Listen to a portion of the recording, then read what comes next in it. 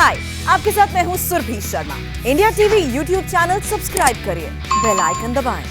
और भारत में कोरोना अब डाउन है और जरूरत है कि वैक्सीनेशन पर अप होने लगे। अप्रैल और मई का महीना भारत के लिए बहुत ही तकलीफ दे रहा है, लेकिन अगले 2 महीने जून और जुलाई से बहुत ज्यादा उम्मीदें हैं, क्योंकि ये इन 2 महीनों में भारत की कोरोना रिपोर्ट बहुत अच्छी हो सकती है। जरूरत है वैक्सीन की और भारत के लिए अमेरिका से बहुत बड़ी खबर है। लेकिन उससे पहले देखिए कि जून और जुलाई में आपको और सरकार को क्या कुछ करने की जरूरत है। जून और जुलाई भारत के लिए ये अगले 2 महीने बहुत ज्यादा अहम है, क्योंकि कोरोना डाउन हो रहा है और अब पूरा फोकस वैक्सीनेशन पर होगा। जून और जुलाई की तैयारी के लिए विदेश मंत्री एस जयशंकर ने अमेरिका का दौरा किया है और वहां से जो रिपोर्ट आ रही है वो भारत के लिए बहुत पॉजिटिव है। भारत और अमेरिका के बीच वैक्सीन पार्टनरशिप पर बात हुई है। अमेरिका की मदद से वैक्सीन प्रोडक्शन बढ़ाने पर बात हुई है। अमेरिका से भारत वैक्सीन सप्लाई की कोशिश भी हो रही है। इस वक्त भारत में फुल वैक्सीनेशन के लिए इंटरनेशनल पार्टनरशिप बहुत जरूरी है। अगर भारत ने जून और जुलाई में रिकॉर्ड वैक्सीनेशन की बुनियाद रख ली तो गुजरे 2 महीनों वाली हालत फिर नहीं आएगी। अप्रैल और मई 2021 में ये सबसे बुरे महीने भारत ने देखे हैं। ऐसे महीने फिर ना आए, इसलिए जरूरी है कि जून और जुलाई में वैक्सीनेशन पर पूरी मेहनत कर ली जाए।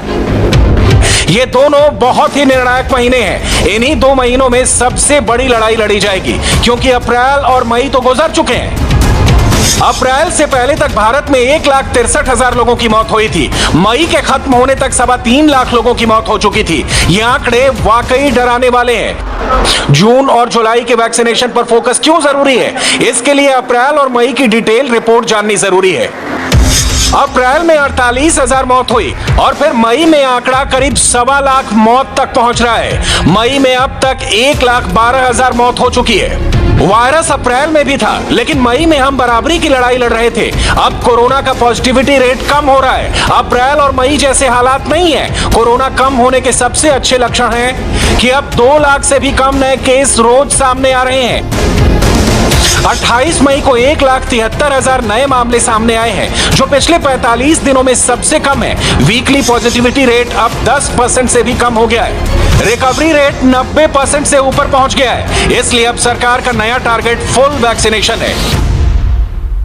ये समझ लेना कि भारत का वैक्सीनेशन 2021 में ही दिसंबर के पहले पूरा होगा और भारत आज वैक्सीनेशन के मामले में 20 करोड़ वैक्सीन देकर आज दूसरे नंबर पर है। लेकिन सवाल यह है कि पिछले 5 महीनों में 20 करोड़ वैक्सीन डोज दी गई है और सरकार का टारगेट दिसंबर 2021 तक 216 करोड़ डोज देना है। इसका मतलब है कि दिसंबर तक 196 करोड़ डोज देने का लक्ष्य रखा गया है, यानी अगले 7 महीनों में 196 करोड़ और हर महीने के लिहाज से 28 करोड़ डोज बनती है। इस टारगेट को हासिल करने के लिए भारत में रोज करीब 1 करोड़ लोगों को वैक्सीन देनी होगी। यह रफ्तार जून के पहले हफ्ते से नहीं बढ़ेगी, लेकिन हर महीने का औसत वैक्सीनेशन धीरे धीरे रफ्तार पकड़ेगा। लेकिन सवाल यह है कि वैक्सीन अभी है नहीं, सप्लाई कम है, तो 108 करोड़ लोगों का फुल वैक्सीनेशन कैसे होगा और यह टारगेट दिसंबर 2021 तक कैसे हासिल किया जाएगा? केंद्र सरकार से मैं पूछना चाहता हूं कि दिल्ली सरकार जब आपसे कहती है हमें अपने युवाओं को वैक्सीन लगानी है, तो आप कहते हो हमारे पास वैक्सीन नहीं है। प्राइवेट हॉस्पिटल उसी यूथ को महंगे दाम पे वैक्सीन लगाने के लिए जब कंपनियों से वैक्सीन खरीदता है तो केंद्र सरकार उसको वैक्सीन दिलवा देती है। ये क्या सेटिंग है?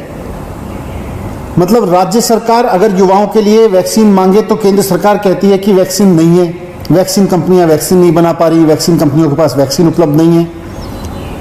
उन्हीं कंपनियों से केंद्र सरकार प्राइवेट हॉस्पिटल्स को वैक्सीन दिलवा रही है, क्योंकि प्राइवेट हॉस्पिटल्स महंगे दाम पे फिर उन युवाओं को लगा रहे हैं।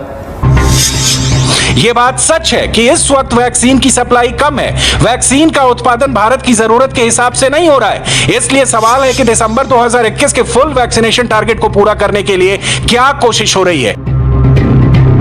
इस वक्त विदेश मंत्री एस जयशंकर अमेरिका में हैं और वैक्सीन उनके इस ऑफिशियल विजिट का सबसे बड़ा फोकस है। विदेश मंत्री एस जयशंकर अमेरिका के विदेश मंत्री एंटनी ब्लिंकन से मिले हैं। वो वहां के रक्षा मंत्री लॉयड ऑस्टिन से मिले हैं और अमेरिका के राष्ट्रीय सुरक्षा सलाहकार जैक सुलिवान से भी मुलाकात की है।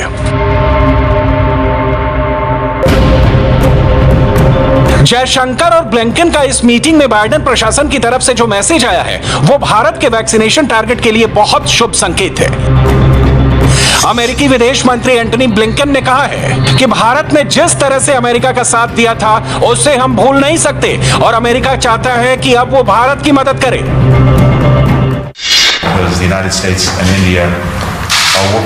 अमेरिका और भारत बहुत से क्षेत्र में मिलकर काम कर रहे हैं।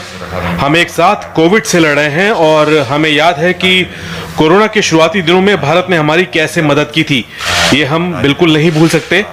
हमारे रिश्ते और मजबूत हो रहे हैं। हम दोनों देश क्वाड पार्टनरशिप के साथ संयुक्त राष्ट्र के मंच पर भी एक साथ काम कर रहे हैं।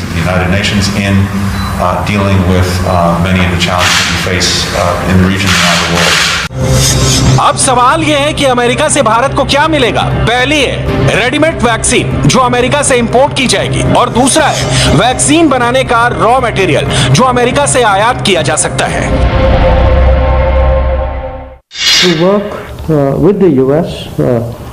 अमेरिका से वैक्सीन प्रोडक्शन पर बात हुई है और जैसा हम जानते हैं कि अमेरिका की वैक्सीन सप्लाई चेन बहुत अच्छी है। हम अपना वैक्सीन प्रोडक्शन बढ़ाना चाहते हैं और इसे लेकर हम अमेरिका से बात कर रहे हैं। वैक्सीनेशन के मामले में भारत दुनिया में दूसरे नंबर पर है जहां 20 करोड़ डोज दी जा चुकी है। भारत में पहले अमेरिका है जहां करीब 30 करोड़ डोज दी जा चुकी है। भारत के बाद ब्राजील और ब्रिटेन का नंबर आता है जहां करीब 7 करोड़ डोज लोगों को मिल चुकी है। लेकिन भारत की आबादी इन सभी देशों को मिलाकर भी ज्यादा है। भारत की आबादी तो पूरे यूरोप से दोगुनी है जबकि अमेरिका से 4 गुना ज्यादा है।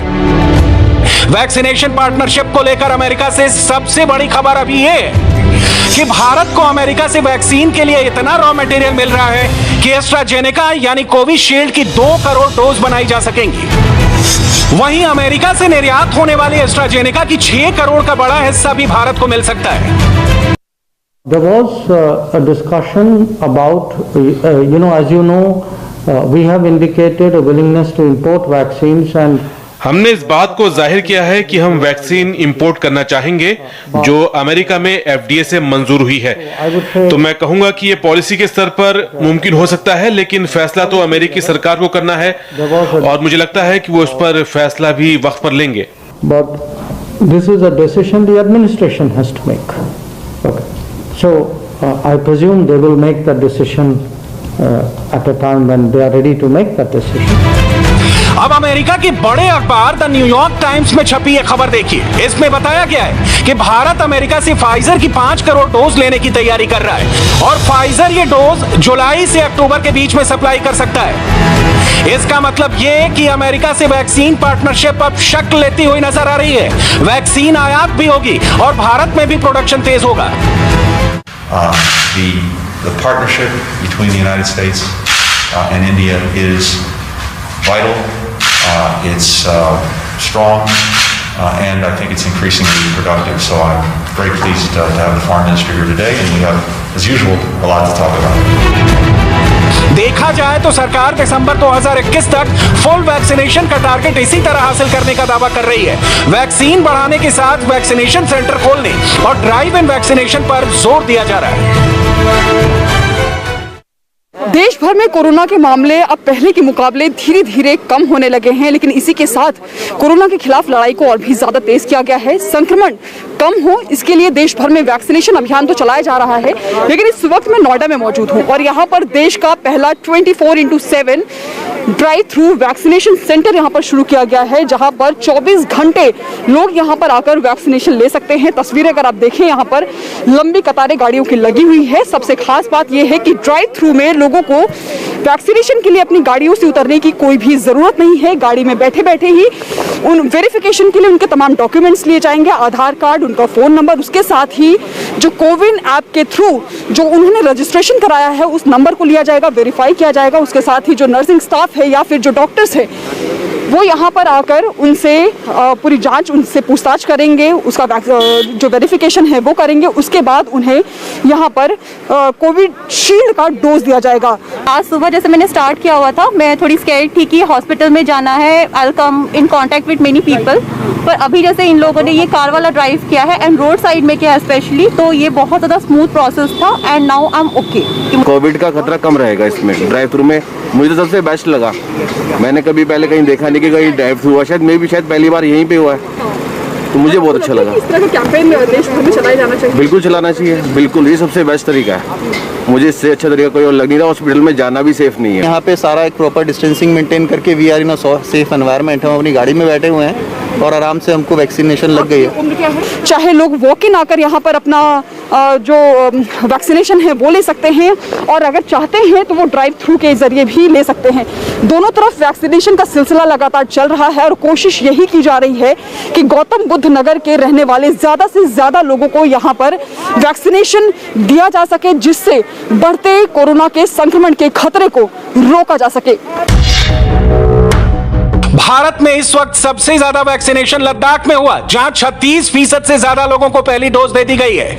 इसके बाद हिमाचल प्रदेश, सिक्किम, गोवा, त्रिपुरा और अंडमान निकोबार द्वीप समूह है, जहां 26% से ज्यादा लोगों को पहली डोज मिल चुकी है। ज्यादा आबादी की वजह से उत्तर प्रदेश और बिहार में वैक्सीनेशन सबसे धीमे नजर आ रहे हैं। दोनों राज्यों में 7% लोगों को पहली डोज मिली है।